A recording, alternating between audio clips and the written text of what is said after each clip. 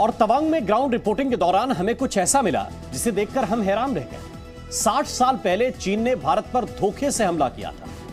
तब तवांग में भी भारतीय सेना ने 10,000 फीट की ऊंचाई पर बंकर बनाए थे।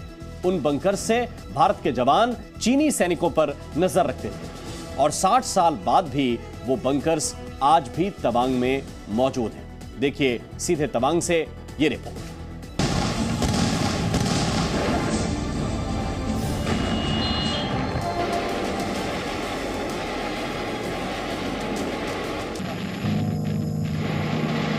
भारत को आजाद हुए करीब 15 साल ही हुए थे कि साल 1962 में चीन ने अरुणाचल प्रदेश की तरफ से भारत पर हमला कर दिया। भारतीय सेना ने 62 का युद्ध बहुत ही बहादुरी और जाबाजी से लड़ा। जंग अरुणाचल प्रदेश के तवांग में भी लड़ी गई थी। उस वक्त भारतीय सेना ने दुर्गम पहाड़ों पर बंकर्स बनाए थे। ये भाई अपना खुद का सुपरमार्केट बना के महीने का 10 लाख कमा रहे हैं। हाँ, सिर्फ पैसे वाले नहीं, आप भी कर सकते हैं। फ्रीडम ऐप को अभी डाउनलोड कीजिए। जिसमें भारतीय सेना के जवान चीनी सैनिकों के मूवमेंट पर नजर रखते थे। उनमें से कई बंकर आज भी तवांग में मौजूद हैं। भारत चीन के बीच के विवाद को लगातार ग्राउंड जीरो से हम आपको बता रहे हैं, लेकिन वर्तमान की परिस्थिति को समझने के लिए आपको इतिहास जानना भी जरूरी है और इतिहास में क्या कुछ घटा है ये दिखाने के लिए हम आप पहुंचे हैं एक ऐसी जगह जहां से आपको हम समझाएंगे कि आखिर 1962 के दौरान क्या हुआ था और कैसे हमारे रणबांकुरों ने आपकी और हमारी सुरक्षा विपरीत परिस्थितियों में की थी। इस वक्त जहां मेरी मौजूदगी है, ये एक ऐसा बंकर है जिसका इस्तेमाल 1962 के दौरान किया गया और आप तस्वीरों के जरिए देखिए कि उस वक्त बंकर कैसे हुआ करते थे। यहाँ आप ऊपर देख सकते हैं कि ये लोहे की छड़ें हैं और उस वक्त भी कुछ कोडिंग यहाँ की गई है। हालांकि सुरक्षा कारणों से हम अभी भी आपको ये कोडिंग नहीं दिखा सकते, लेकिन इसी तरह के बंकरों में रहकर भारतीय सेना ने हमारी और आपकी सुरक्षा की है। जरा सोचिए, 1962 में भारतीय सेना ने जो बंकर बनाए वो इतने मजबूत थे कि वो आज भी साबूत मौजूद है। ऐसे एक नहीं, अलग अलग साइज के कई बंकर यहाँ मौजूद हैं। इन दो छोटे बंकर्स को देखिए, इनमें से भारतीय जवान की बंदूकें चीनी सैनिकों पर आग उगलती थी। 10,000 की फीट की ऊंचाई पर मौजूद इन बंकर्स के पास ऑक्सीजन की भी कमी है, सांस लेने में भी दिक्कत होती है। अब जरा आगे नजर डालते हैं और तस्वीरों के जरिए मेरे कैमरा पर्सन राजेश द्विवेदी आपको बताएंगे, तस्वीरों के जरिए दिखाएंगे कि एक नहीं, दो नहीं, यहाँ पर कई ऐसे अलग अलग बंकर्स दिखाई दे रहे हैं।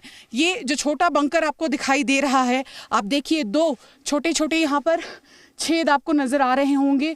यहीं से जब फायरिंग की स्थिति बनती थी तो निगाहें टिकाकर हमारी सेना लगातार यहाँ डटी रहती थी।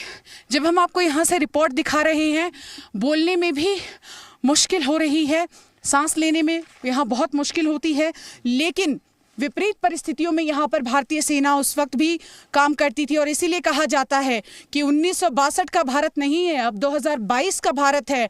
हमारे पास बंकर जो हैं वो अब और एडवांस हो गए हैं।